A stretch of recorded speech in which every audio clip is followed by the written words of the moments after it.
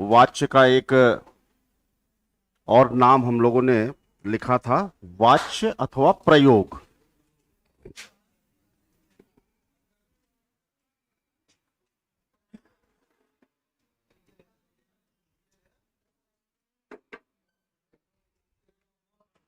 इसमें हम लोग जानने की कोशिश किए थे कि क्रिया के जिस रूपांतर से, क्रिया के जिस रूपांतर से, नहीं नहीं लिखना नहीं है, आप लिख चुके हैं। क्रिया के जिस रूपांतर से हमें यह पता चलता है कि वाक्य में प्रधानता कर्म की है या कर्ता की है या भाव की है, उसको वाच्य कहते हैं।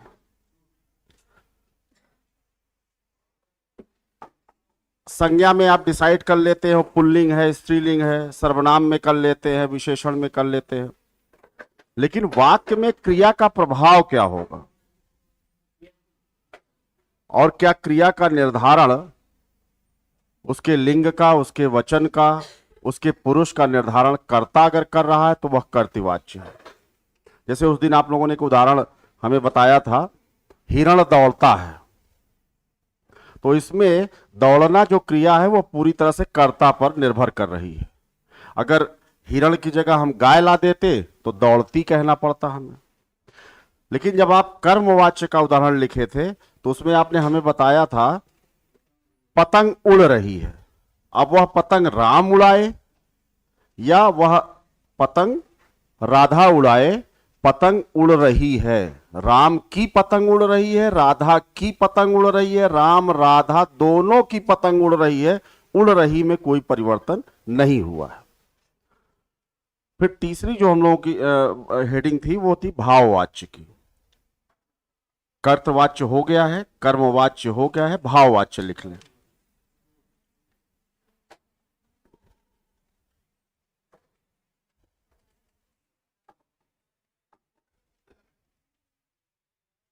भाववाच्य क्रिया के जिस रूपांतर से, क्रिया के जिस रूपांतर से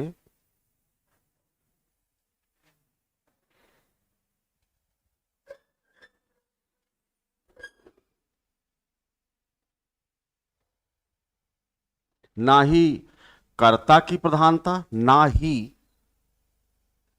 ना ही कर्ता की प्रधानता,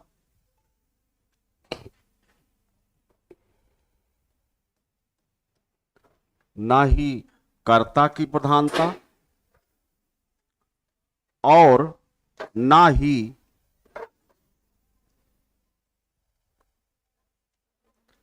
कर्म की प्रधानता, कर्म की प्रधानता का बोध हो,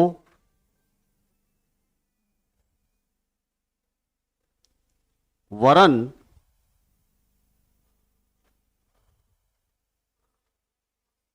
क्रिया अथवा भाव की प्रधानता का बोध हो, वरन क्रिया अथवा भाव की प्रधानता का बोध हो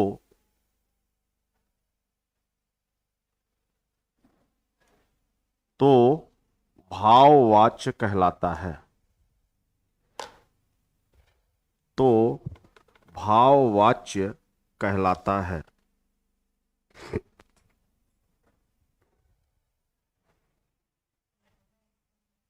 एक इसमें नोट लगाइए, नोट ही नोट। आपने मुझे उस दिन बताया था जो कर्तृवाच्य है उसमें सकर्मक क्रिया भी होगी या कर्मक क्रिया होगी, लेकिन कर्मवाच्य में आपने बताया था सकर्मक क्रिया होगी। वैसे ही भाववाच्य में क्रिया अकर्मक होगी। लिख लें, भाववाच्य में, जी जी, भाववाच्य में क्रिया अकर्मक होती है। एकदम क्लियर है। कर्मवाच्य में आपने कहा था सकर्मक होगी, भाववाच्य में अकर्मक होगी। वहां पर कर्तवाच्य में सकर्मक और अकर्मक दोनों होगी। एक एक पॉइंट इसमें और बना दीजिए, नोट का एक पॉइंट और बना दीजिए। भाववाच्य में, भाववाच्य में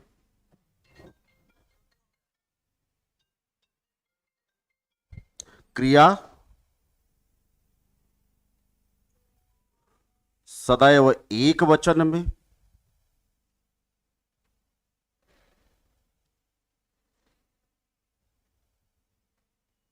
कॉमा पुल्लिंग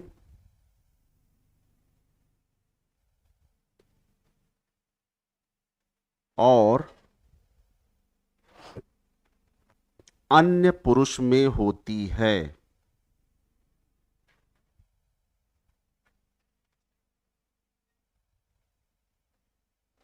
आप क्रिया से पकड़ लेंगे, अगर एक वचन की क्रिया है, पुल्लिंग है, अन्य पुरुष में है, तो आप पकड़ लेंगे कि भाववाच्य है। एक उदाहरण लिखें। अब मुझसे चला नहीं जाता, या अब मुझसे सहा नहीं जाता, कुछ भी लिखते हैं। अब मुझसे चला नहीं जाता,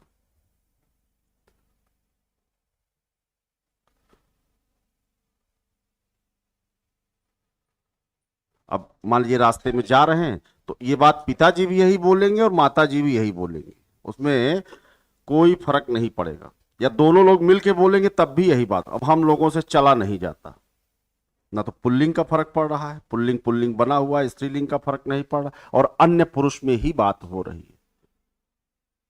मुझसे सहा नहीं जाता, मुझसे रहा नहीं जाता, इस तरह के उदाहरण, ये सब भाव के उदाहरण है, भाववाच्य है। तो कर्तवाच्य में कर्ता की प्रधानता है, राम पढ़ता है, सीता पढ़ती है। लेकिन अगर कर्मवाच्य होगा तो राम पुस्तक पढ़ता है और सीता पुस्तक पढ़ती है। और इसी को अगर आप कर दे, पुस्तक राम के द्वारा पढ़ी जाती है और पुस्तक सीता के द्वारा पढ़ी जाती है, अब एकदम कर्म पे निर्धारित हो गया। और भाववाच्य में पुल्लिंग है, एक वचन में है, मुझसे सहा नहीं जाता। एक उदाहरण इसका और लिख दीजिए भाववाच्य का।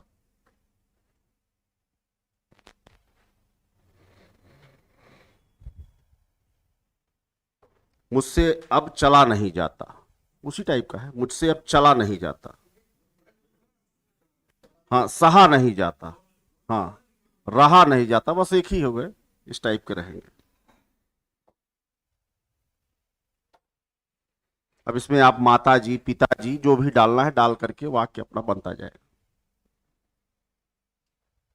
ये हम लोगों का वाच्य हो गया। अब एक पन्ना पलट के एक हेडिंग छोटी सी बना लिया जाए, अव्यय।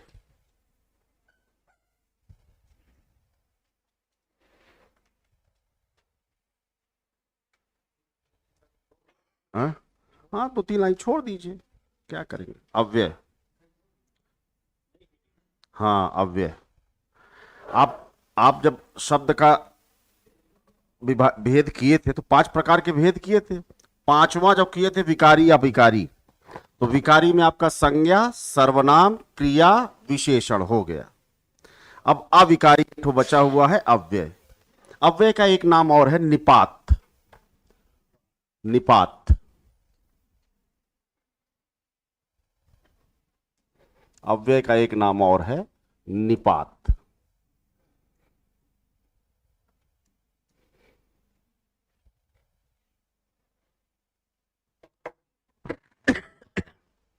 जैसे इंग्लिश में आप राइजिंग एंड फॉलिंग टोन में चलते हैं तो स्ट्रेस देते हैं ना किसी चीज पर, सेंटेंस के किसी पार्ट पर और वर्ड के किसी पार्ट पर।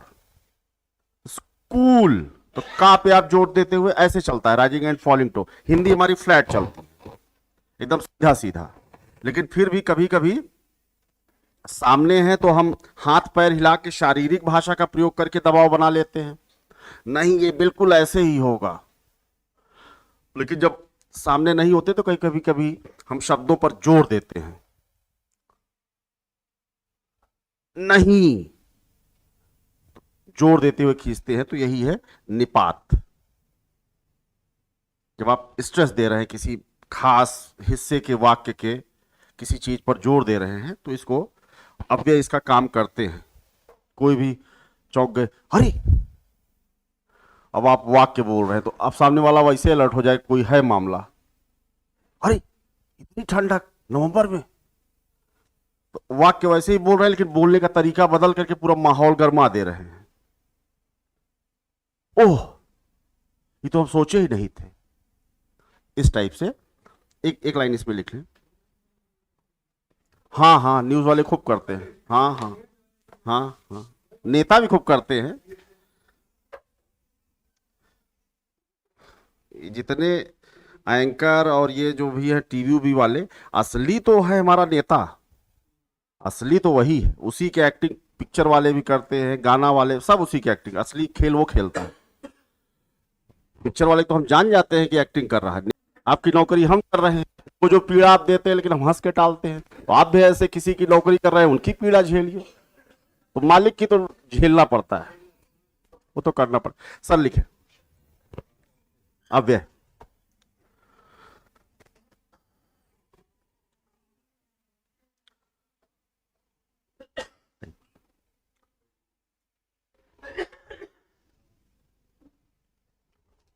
अव्यय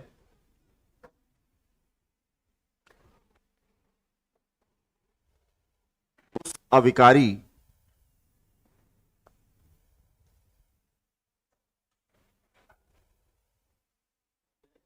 उस अविकारी शब्द को कहते हैं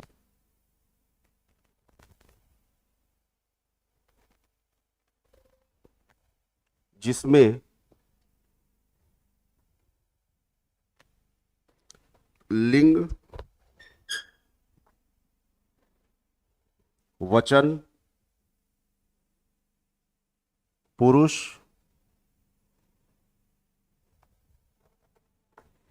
इत्यादि के आधार पर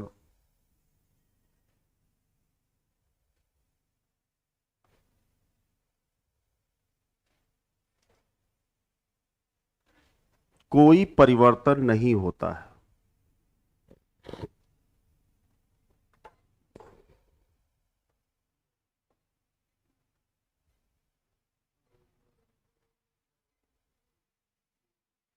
संज्ञा में आप परिवर्तन करते हैं, लिंग के आधार पर भी करते हैं, सर्वनाम में भी करते हैं, क्रिया में भी करते हैं, विशेषण में भी करते हैं। अव्यय में कोई परिवर्तन नहीं होता है। उदाहरण के लिए एक दो उदाहरण लिख लीजिए। यद्यपि,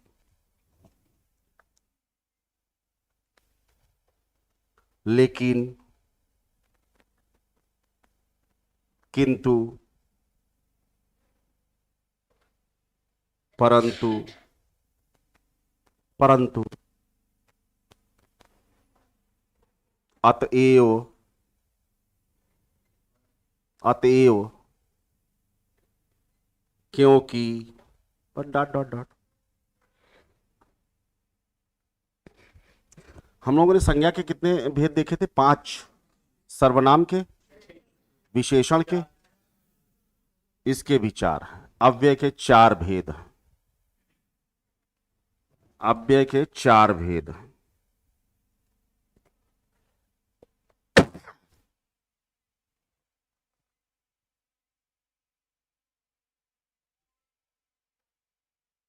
एक दो तीन चार करके लिख दीजिए। 1 2 3 4। एक में क्रिया विशेषण अव्यय, क्रिया विशेषण।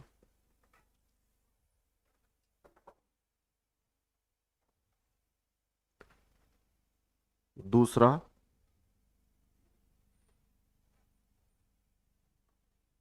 संबंधवाचक विशेषण अव्यय, सॉरी जी, संबंधवाचक अव्यय। तीसरा समुच्चयवाचक।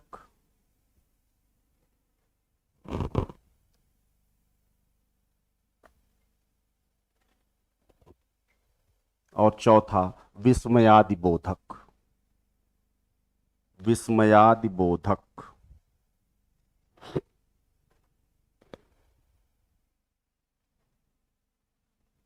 विस्मयादि बोधक।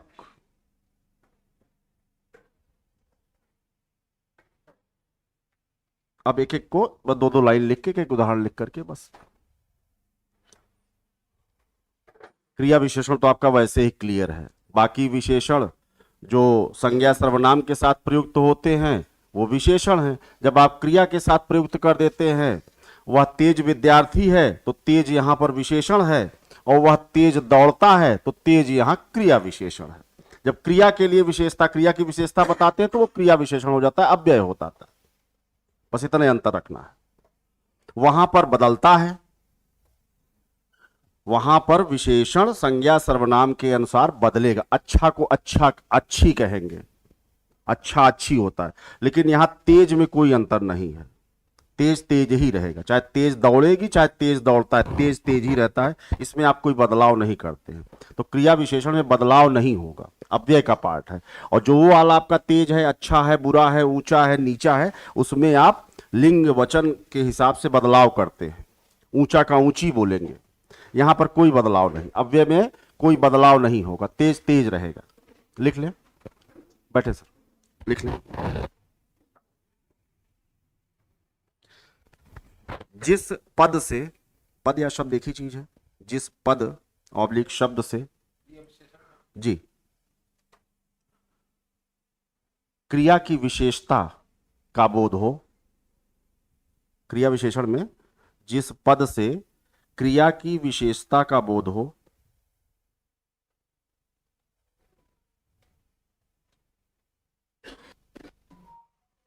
क्रिया विशेषण कहलाता है।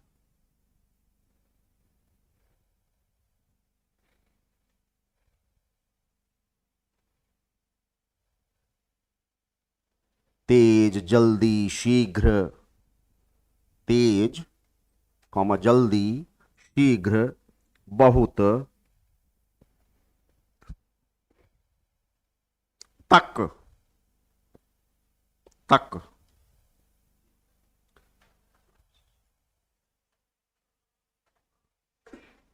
अभी पढ़ाई तक नहीं बात करेंगे, उसके बाद हम आपसे बात करेंगे। तो तक, तक लगा करके आपने पढ़ाई को सीमित कर दिया, पढ़ाई तक।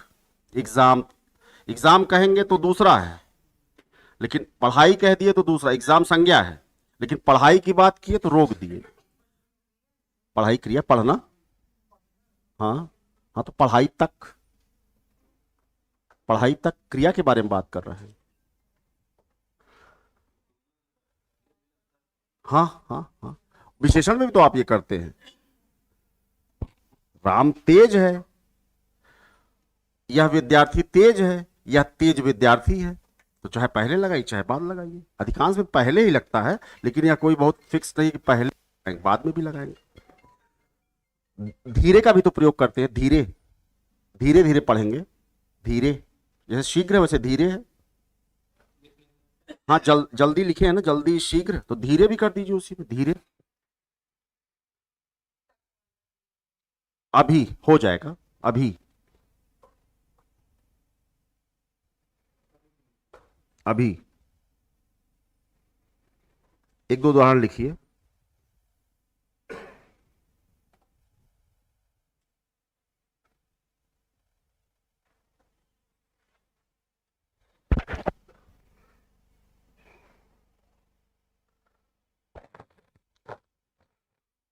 वह बहुत धीरे चलता है।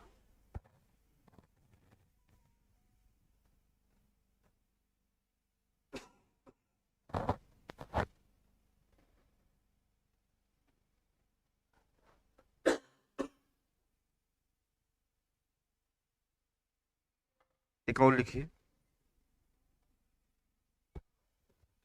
इसमें तो क्लियर ही है, वही जो जल्दी लिखे, क्या लिखे, धीरे, जो धीरे।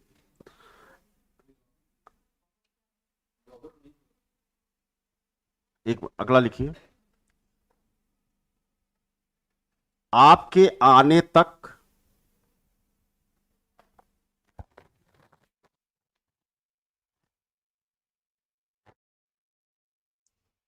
आपके आने तक मैं रुकूंगा।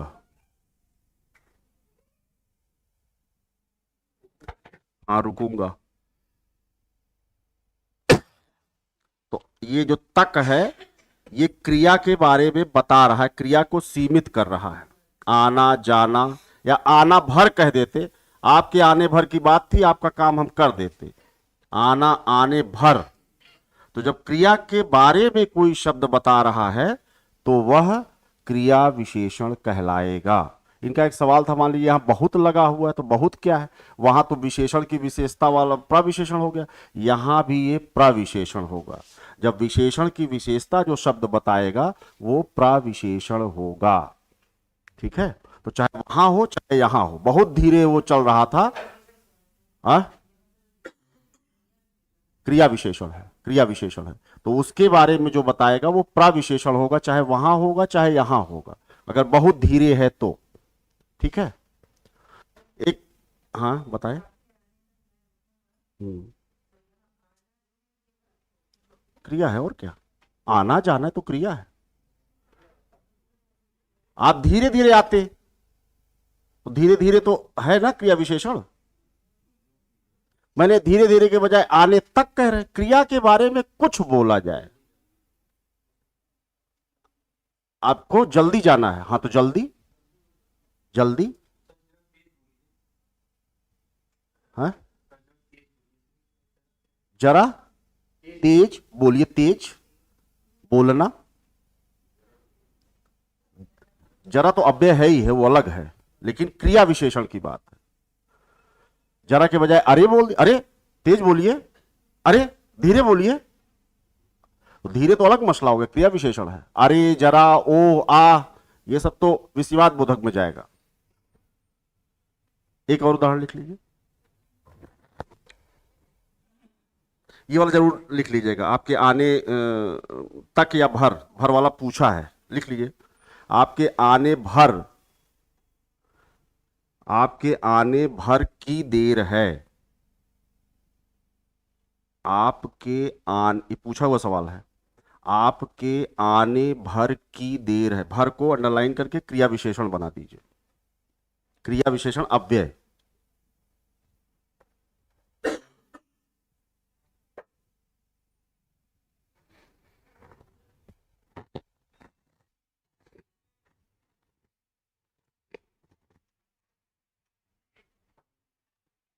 अरे ये आपके जो चुपके वगैरह शब्द है ना, चुपके, छुप के, झुक के, ये सब अगर किसी क्रिया के साथ लगा दिए, झुक के आओ क्रिया विशेषण, चुपके से आओ क्रिया विशेषण, झुक के जाओ क्रिया विशेषण, किसी भी क्रिया के साथ कोई भी शब्द लगा जो क्रिया के बारे में कुछ बता रहा है, तो भर तक, यहां तक कि यहां वहां जहां तहां इसका भी प्रयोग होता है। यहां आओ, यहां तक आओ, वहां जाओ, वहां बैठो, चुपचाप लिखो तो चुपचाप, हाँ चुपचाप तो अपने आप में एक है, तक, तक, यहां आओ में अव्यय नहीं है, ये तो विधिवाचक में चला जाएगा। आप क्रिया के बारे में कुछ कहिए, संज्ञा के बारे, संज्ञा के बारे में करें यहां आओ, क्रिया के बारे में कुछ कहिए। दूसरा संबंधवाचक,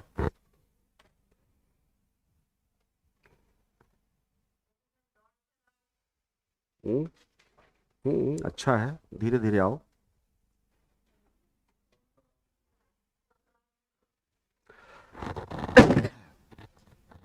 दूसरा क्या है, संबंधवाचक, संबंधवाचक में लिखिए जो अव्यय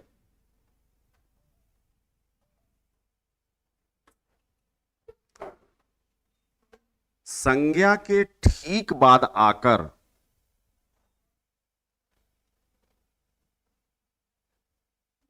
जो अव्यय पद संज्ञा के ठीक बाद आकर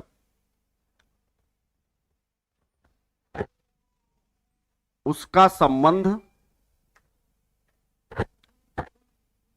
का संबंध वाक्य के, उसका संबंध वाक्य के दूसरे शब्द के साथ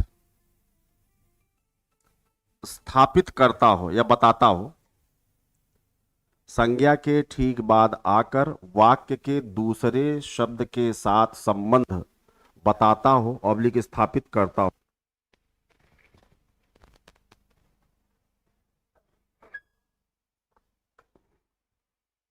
संबंधवाचक अव्यय कहलाता है।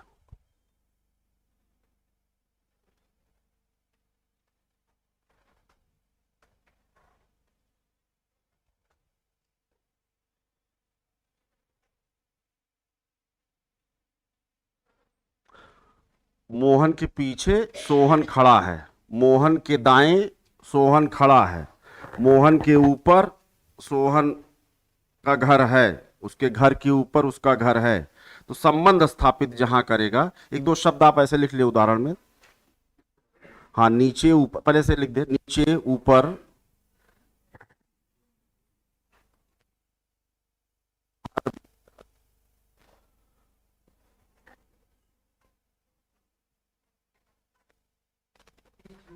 हाँ, किनारे, हाँ हाँ, उपरांत, पश्चात, आगे, पीछे, सब शब्द इसी में प्रयोग होते हैं।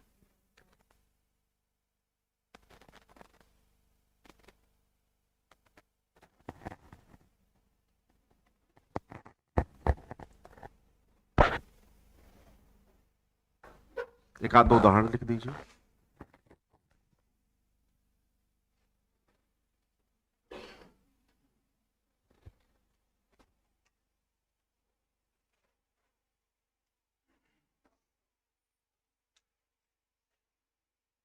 नदी के घाट पर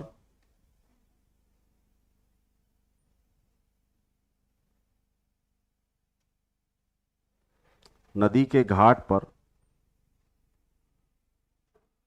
शेर के बाद ही सियार पानी पीता है।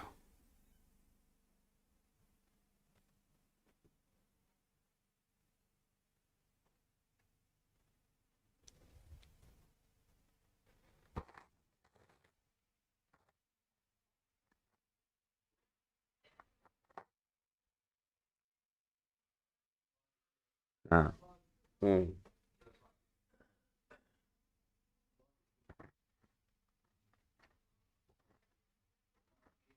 जैसे कोई चीज लिखते हैं तो उसमें लिख नहीं देते वास्ते, वास्ते हमारे नेक्स्ट जनरेशन के वास्ते, इस टाइप का रहता है तो लिखते हैं। तो ये सब आता है संबंधवाचक में, जब आप वाक्य के दूसरे शब्द के साथ संबंध स्थापित, उसके दाहिने, उसके पीछे, उसके ऊपर, उसके भीतर, उसके नीचे, तो ये अव्यय संबंधवाचक में आता है। पर भी होगा अगर इस रूप में प्रयोग करेंगे तो। हम्म। तीसरा है समुच्चय बोधक। समुच्चय बोधक, हाँ लिख लीजिए और उदाहरण डाल दीजिए। अरे ऊपर छोड़िए अब।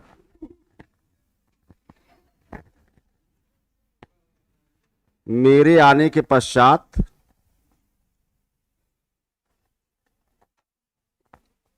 बारिश हुई। जी, तो पश्चात ने स्थापित कर दिया संबंध वाक्य का दूसरे वाक्य से, दूसरे शब्द से। हाँ, पश्चात के बाद भी लिख दीजिए, कोई बात नहीं है, एक ही बात है।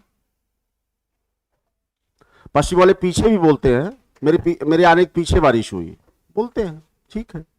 एक और लिख दीजिए, समुच्चय बोधक। हाँ, समुच्चय वाचक, समुच्चय बोधक या समुच्चय वाचक अव्यय। इसमें आप और का प्रयोग करते हैं, और, दिन और रात, और समुच्चय, समुच्चय वाचक या समुच्चय बोधक अव्यय में और, या, अथवा लिखते रहिए, अथवा, गणित अथवा रीजनिंग का टेस्ट होगा, अथवा, या क्योंकि, और, या, अथवा, क्योंकि का भी प्रयोग होता है। नहीं, क्योंकि तो है ये टी।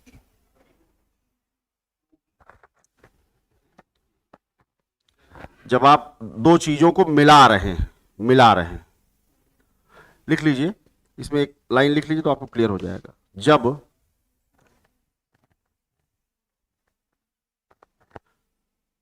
दो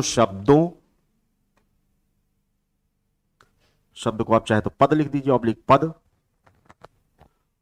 वाक्यांशों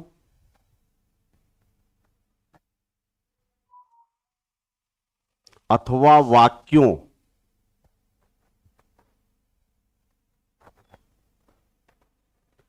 परस्पर जोड़ा जाए, को परस्पर जोड़ा जाए,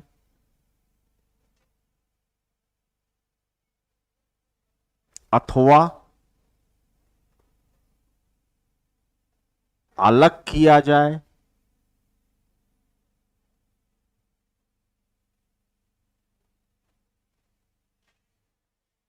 तो ऐसे शब्द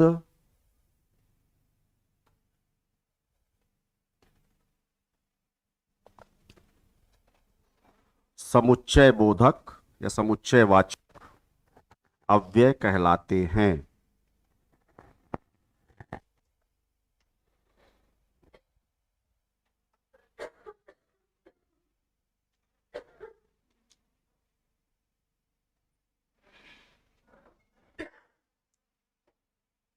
दिन और रात, दिन और रात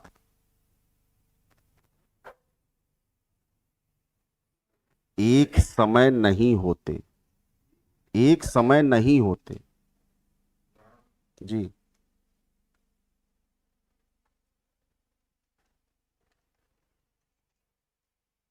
अब इसी को वाक्य रूप में अलग करना, दिन दिन होता है और रात रात होती है, अलग करने के लिए चाहे जोड़िए और चाहे अलग करिए। इसमें आप क्योंकि, परंतु, क्योंकि, या, अथवा और ये सब का प्रयोग करते हैं। जब वाक्य के किसी दो शब्दों के बीच संबंध स्थापित करिए, वाक्य के दो भाग में संबंध स्थापित करिए, या दो वाक्यों के मध्य संबंध स्थापित करिए, चाहे मध्य को संबंध को अलग करिए, इसके बीच में जो आप लगाते और लगाते हैं, यद्यपि लगाते, किंतु लगाते, क्योंकि लगाते, या लगाते, अथवा लगाते हैं, तो ये सब समुच्चय बोधक अव्यय है। हाँ? अब इसमें आपने अव्यय नहीं लगाया, और लगा दीजिए तो तुरंत हो जाएगा। सुबह और शाम, सुबह और लगा दिया आपने, और लगाया है, शब्द को शब्द से जोड़ रहे हैं, तथा लगा दीजिए, एवं लगा दीजिए, कला एवं संस्कृति, समाज और देश, मनुष्य और मानवता। काहे लिखेंगे, तो सब जान ही रहे हैं, मनुष्य और मानवता। शादी विवाह में लिखा रहता है संग फला, संग फला, वो भी है, जोड़ रहे हैं या अलग कर रहे हैं तब भी है। एक लाइन एक और है, कल इसको लिख लेंगे, विस्मयादिबोधक। एक लाइन है, ये लिख देते, खत्म कर देते। हाँ, विस्मयादिबोधक। जितने ये विस्मय वाले, आश्चर्यचकित वाले, अरे हाँ ओ क्या, ये सब जितने भी हैं सब ये विस्मयादिबोधक हैं। विस्मयादिबोधक, विस्मयादिबोधक अव्यय।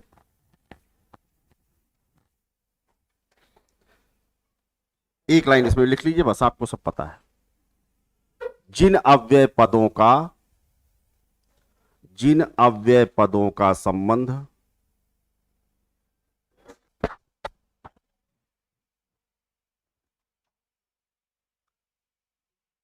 जिन अव्यय पदों का संबंध वाक्य से तो नहीं होता, जिन अव्यय पदों का संबंध वाक्य से तो नहीं होता,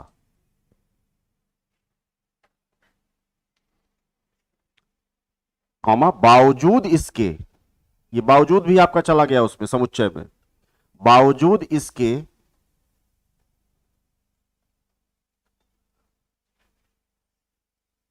ये वक्ता के हर्ष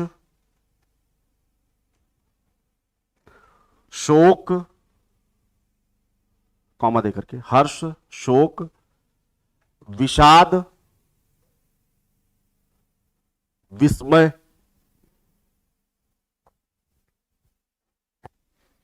इत्यादि का बोध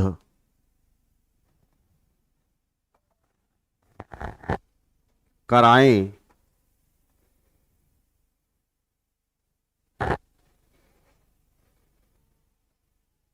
कॉमा, विस्मयादि बोधक अव्यय कहलाते हैं।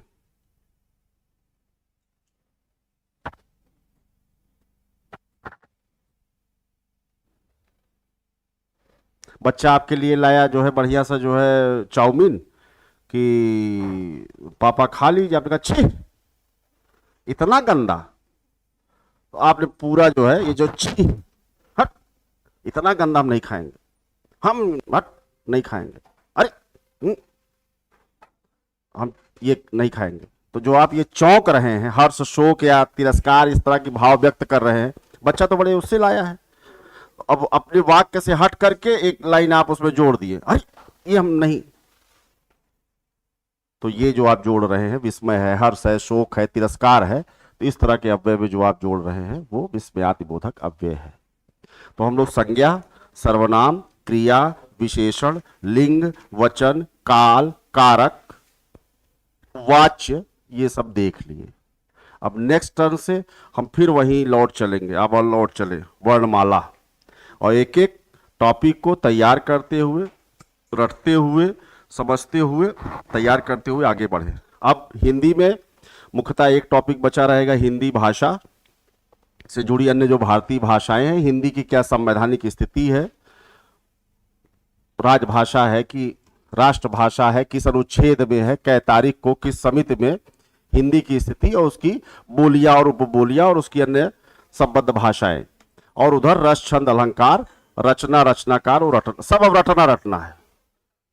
लेकिन इसी के एक मिनट बस, अब इसमें हम जैसे ही अब यहां से शुरू करेंगे तो संधि, समास, उपसर्ग, प्रत्यय, यहां से बहुत सारी चीजें हमारी क्लियर होती चलेंगी।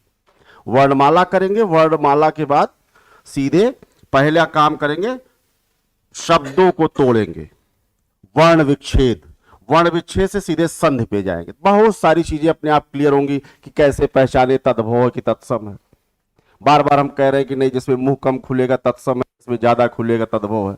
तो इसमें बहुत जितने भी शब्द ऐसे हैं जिनमें संधि हुई है, वो सब के सब तत्सम होंगे। अब आप संधि पढ़ लेंगे, संधि देख जाएंगे, संधि सब तत्सम में चले जाएंगे। जितने भी संयुक्त व्यंजन वाले प्रयोग शब्द है, सब तत्सम में चले जाएंगे। छात्रा, जा, जितने भी हैं, ये आपके चार्ट हो ना, जितने भी आपके उच्छिष्ट व्यंजन वाले हैं, ये वाले सब तद्भव चले जाएंगे, कबाड़ी टाइप के, अड़ा, सड़क, सब तद्भव जाएंगे। तो संधि बहुत कुछ अपना खेल दिखाएगी। जितने ये वाले हैं संयुक्त व्यंजन वाले, सब सब सब तत्सम में जाएंगे। हर्ष, शोक, विषाद, जितने भी सब जाएंगे इसमें। लगा हुआ तो कुछ सोचना नहीं है भाई, विषाद आपने कहा, हाँ यही वाला है, क्षत्रिय कहा तो यही वाला है, तांत्रिक कहा तो यही वाला है, ज्ञानी कहा तो यही वाला है, श्रीमान कहा तो यही वाला है। यौगिक शब्द है ना भाई, संधि तो पूरा शब्द का ही पूरा माया जाल है भाषा में। इंग्लिश में भी पूरा खेल वकैब का ही है। और भाषा जो हम लोग कौन सा व्याकरण जानते हैं बचपन में, व्याकरण थोड़ी भाषा तो बोली जाती, शब्दों से बोली जाती, बस हम जानते रहे कि इसका नाम गिलास नहीं है, बस जो इसका नाम है, नाम जानते रहे तो हम बोल देंगे। अरे नहीं शुद्ध बोल पाएंगे तो यही दिखा देंगे, ये डायस, तो जानना तो हमको डायस है। ठीक है, पढ़ा। संस्कृत और इंग्लिश, इंग्लिश वहां